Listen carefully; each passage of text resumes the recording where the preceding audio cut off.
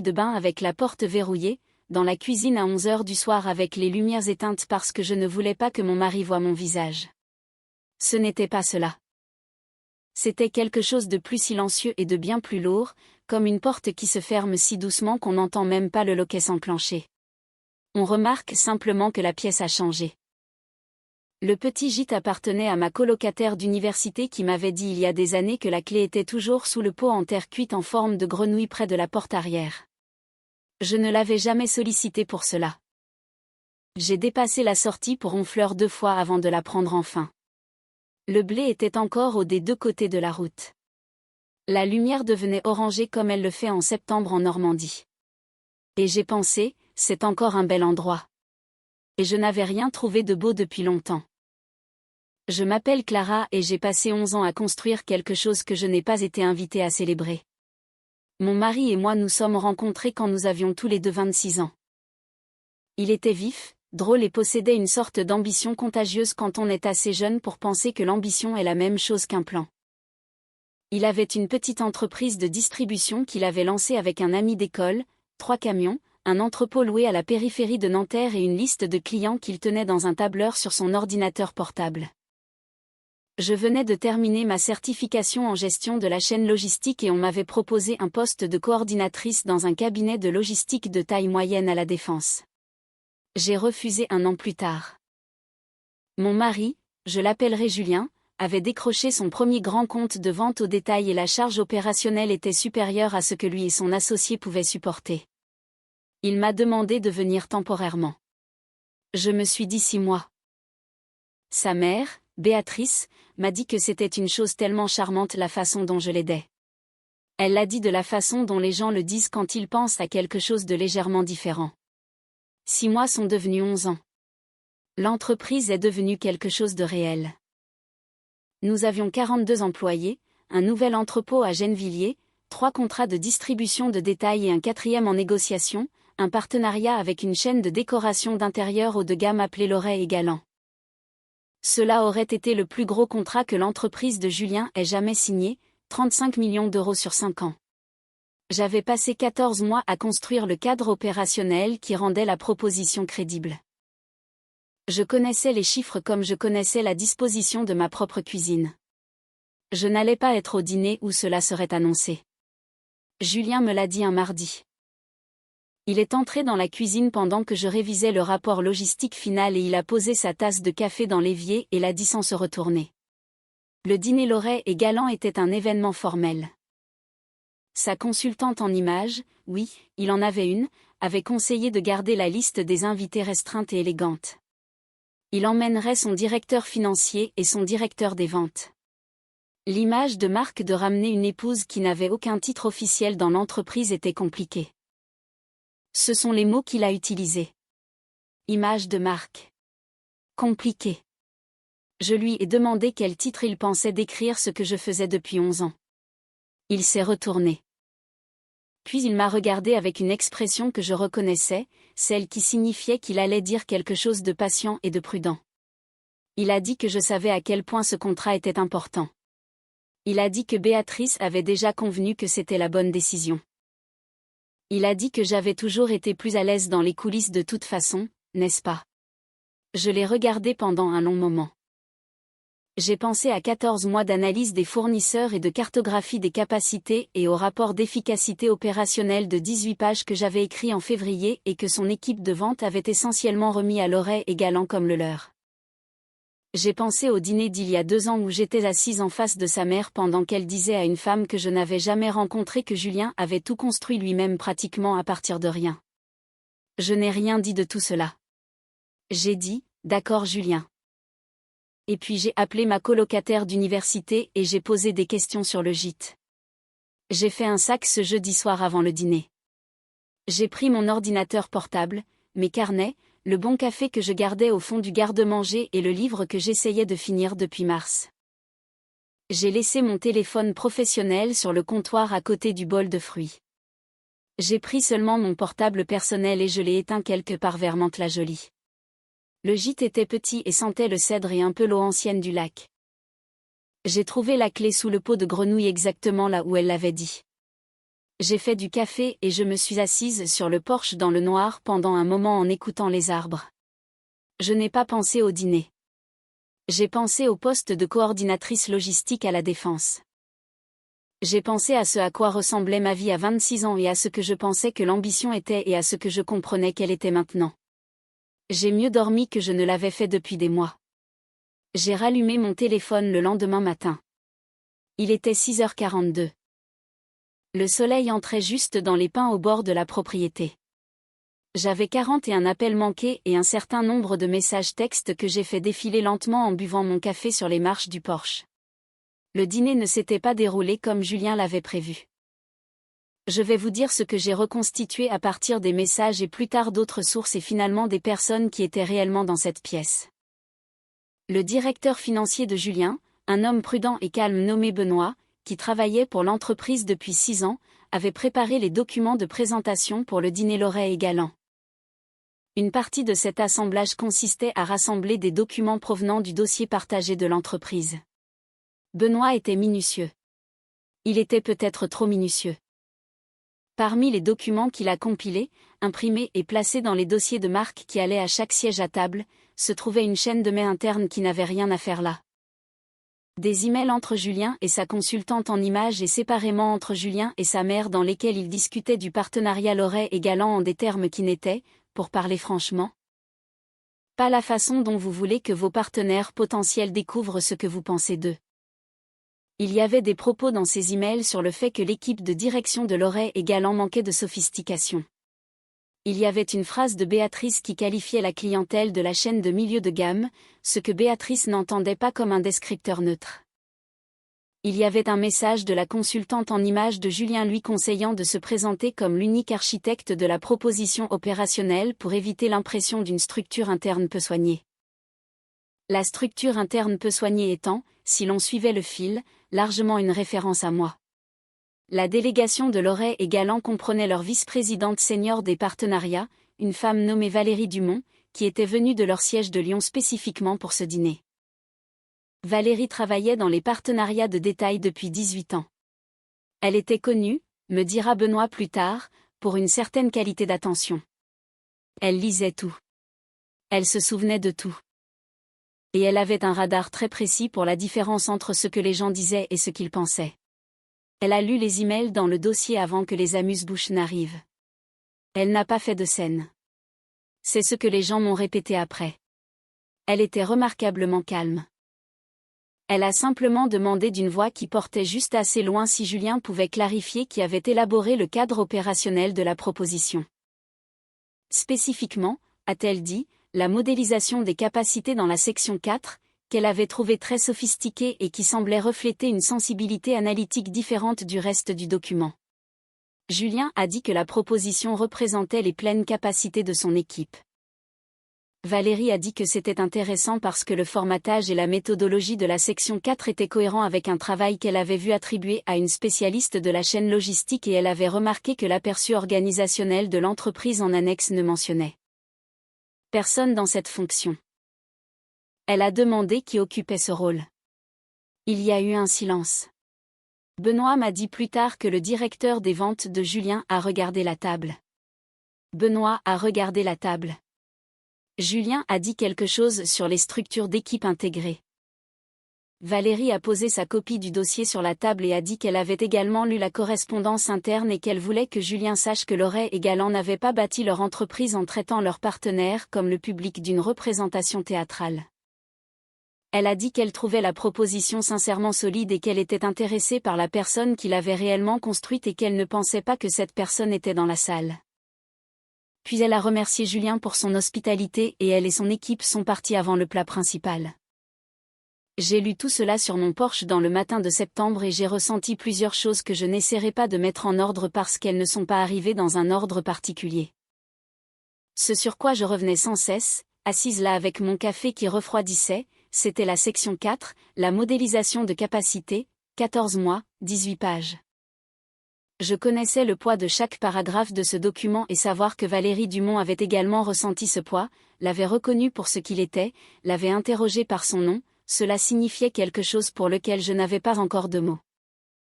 Mon téléphone n'arrêtait pas de vibrer. Julien avait appelé 16 fois.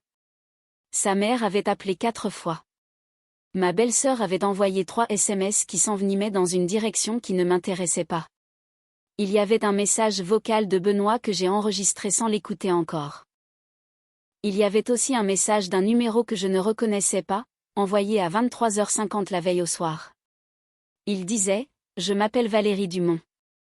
Je crois que nous pourrions avoir certaines choses à discuter. Veuillez m'appeler quand vous serez prête. » Je suis restée assise avec cela pendant un long moment. Les arbres étaient bruyants d'oiseaux. Quelque part sur la route, quelqu'un démarrait un camion. J'ai pensé à ce que près signifiait et si je l'étais, et j'ai décidé que près était probablement quelque chose dont on s'approche plutôt que quelque chose où l'on arrive, et que l'approche était déjà en cours.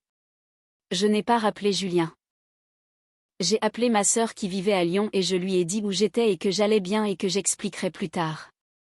J'ai appelé ma colocataire d'université et je l'ai remerciée. J'ai écouté le message vocal de Benoît qui était prudent et professionnel et qui me disait des choses que je savais déjà pour la plupart, sauf une.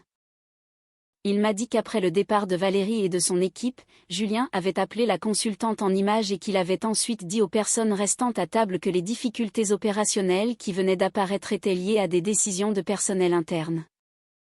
Ce qui signifiait que d'une certaine manière j'étais responsable d'un dîner auquel je n'avais pas assisté et d'un contrat que je n'avais pas été autorisé à aider à conclure. J'ai compris en entendant cela que certaines choses ne changent pas. La forme d'un certain type de personne devient très claire avec le temps et on passe des années à penser qu'on doit mal l'interpréter et puis quelque chose arrive et la forme est simplement là, en pleine lumière, et il n'y a plus rien à mal interpréter. J'ai appelé Valérie Dumont le samedi matin. Elle était directe d'une manière que j'ai trouvée immédiatement confortable. Elle a dit qu'elle avait lu tout ce qui était disponible sur l'entreprise de Julien en préparation du dîner, y compris un portrait dans une revue spécialisée d'il y a 2 ans qui mentionnait dans un paragraphe une restructuration de la chaîne logistique créditée à un consultant externe. Elle avait trouvé la description étrange. La méthodologie était trop ancrée pour être externe. Elle s'était posé des questions avant de venir. Elle a dit que le travail dans la section 4 était excellent. Elle a demandé si j'avais une documentation de mes contributions. J'ai failli rire. J'avais 11 ans de documentation parce que j'avais toujours su à un certain niveau que la documentation était la seule chose qui serait jamais entièrement mienne. Nous avons parlé pendant 1h40. Je ne passerai pas tout en revue. Ce que je vais vous dire, c'est que Loret et Galan n'étaient pas la seule entreprise avec laquelle Valérie avait une relation. Elle siégeait au conseil consultatif d'un accélérateur de logistique régionale qui travaillait avec des professionnels en début de carrière et en transition. Elle avait des contacts dans 3 entreprises de distribution qui cherchaient à renforcer leur capacité opérationnelle. Elle a demandé ce que je voulais faire ensuite et je lui ai dit non pas la réponse polie, mais la vraie. Je lui ai dit que je voulais construire quelque chose où le nom sur le travail correspondrait à la personne qui l'avait fait. Elle a dit que c'était une chose raisonnable à vouloir. Je suis rentrée chez moi le dimanche. Je n'ai pas appelé Julien à l'avance. La maison était dans le genre de silence qui arrive quand quelqu'un y est resté assis trop longtemps, bougeant trop peu. Il était dans le salon. Il semblait, je pensais, plus petit que d'habitude, pas physiquement, mais d'une manière pour laquelle je n'avais pas de mots précis. Il a commencé à parler avant que j'aie posé mon sac. Il a dit que la situation de Loret et Galan était récupérable. Il a dit que Benoît avait fait une erreur administrative. Il a dit que si j'avais été plus prudente avec l'organisation des documents, les mauvais fichiers n'auraient pas fini dans les dossiers. J'ai posé mon sac sur la chaise près de la porte. Je lui ai demandé de répéter cela. Il a bougé nerveusement. Il a dit que cela avait été 48 heures stressantes. Il a dit que nous devions réfléchir à la manière de gérer cela stratégiquement. Il a dit que sa consultante en images travaillait déjà sur une approche de réponse. J'ai regardé mon mari dans notre salon et j'ai pensé à l'image de Marc et aux compliqués et aux coulisses et j'ai pensé à la section 4 et aux 14 mois et à Valérie Dumont disant que le travail est excellent et j'ai pensé que c'était la dernière pièce de cette vie particulière. Je lui ai dit que je ne travaillais pas sur le rétablissement de Loret et Galan. Je lui ai dit que je ne travaillais plus sur rien dans l'entreprise. Je lui ai dit que j'avais besoin qu'il m'entende clairement, alors j'allais utiliser des mots simples.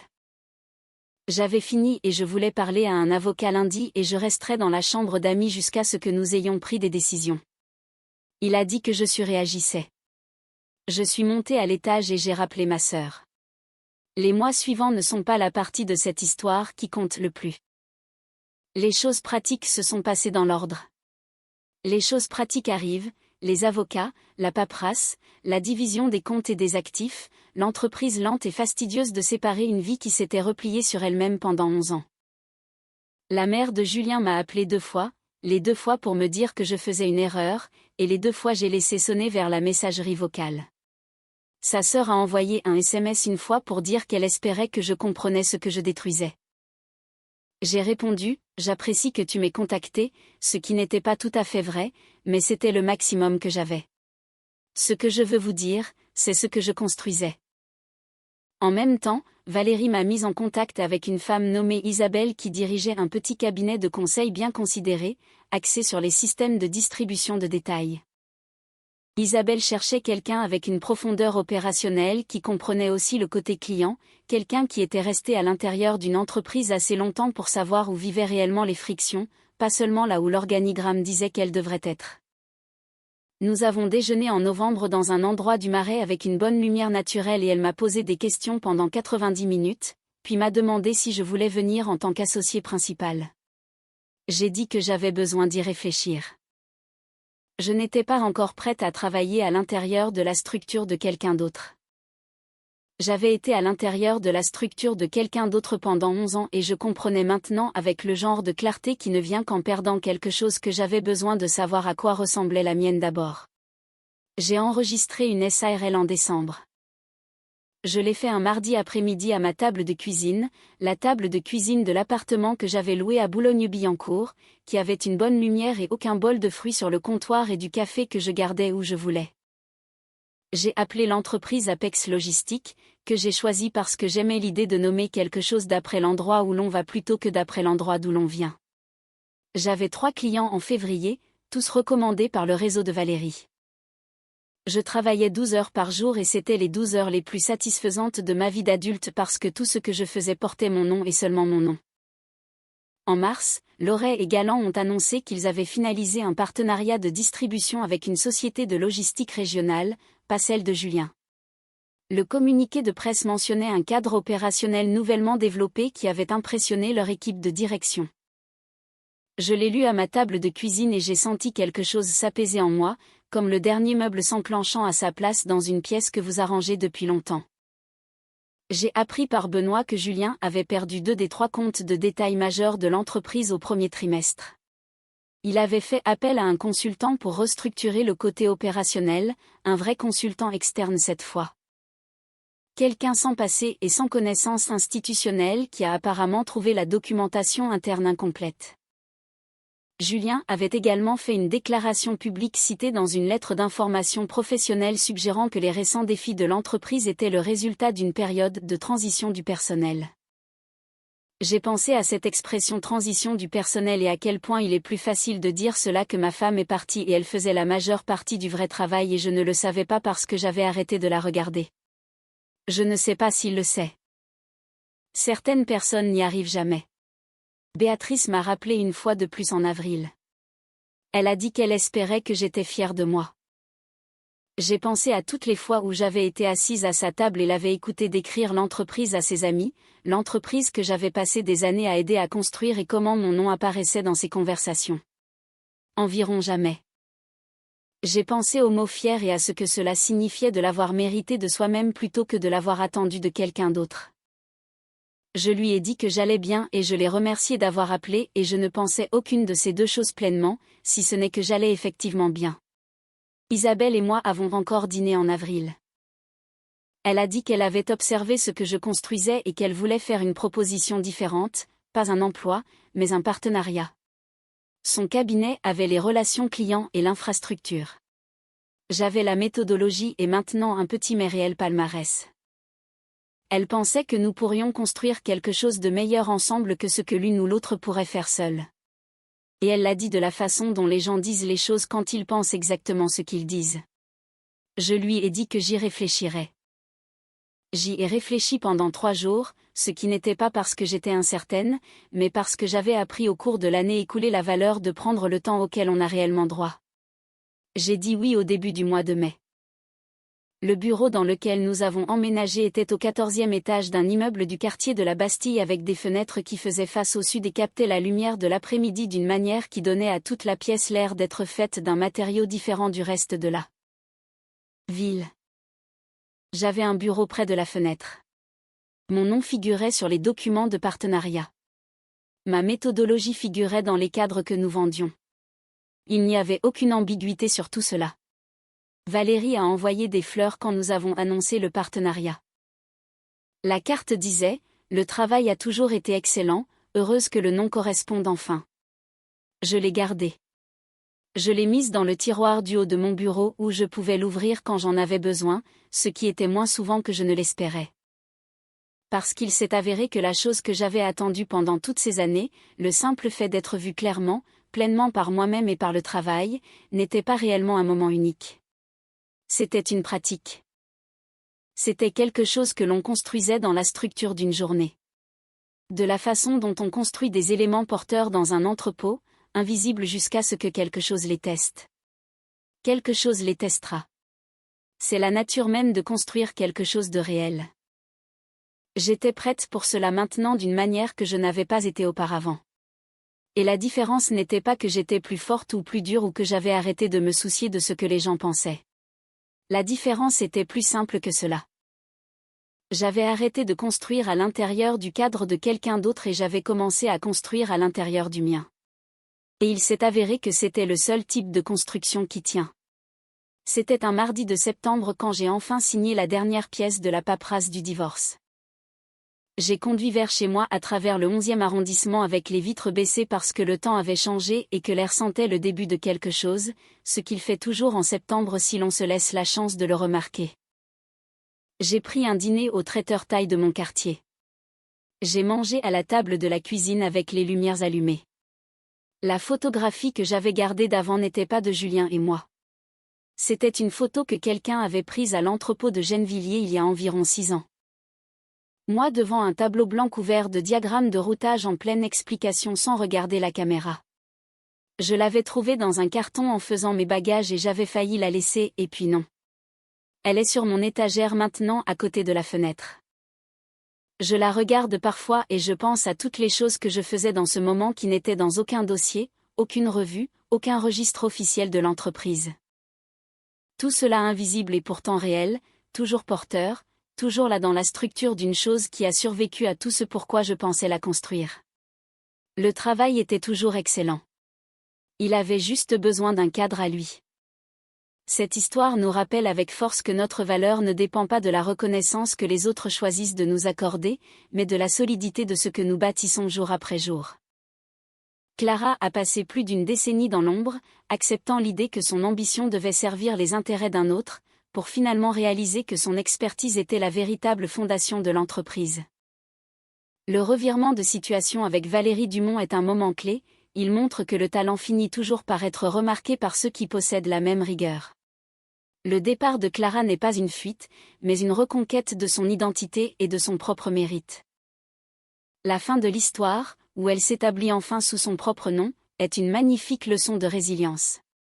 Elle ne se contente pas de réussir, elle transforme sa vision du monde et de son travail en s'émancipant des cadres étouffants de son passé. C'est un récit inspirant pour quiconque a déjà eu l'impression de porter le poids d'un projet sans en recevoir les lauriers. Avez-vous déjà vécu une situation où votre travail n'était pas reconnu à sa juste valeur, et comment avez-vous trouvé la force de reprendre le contrôle de votre carrière ou de votre vie ?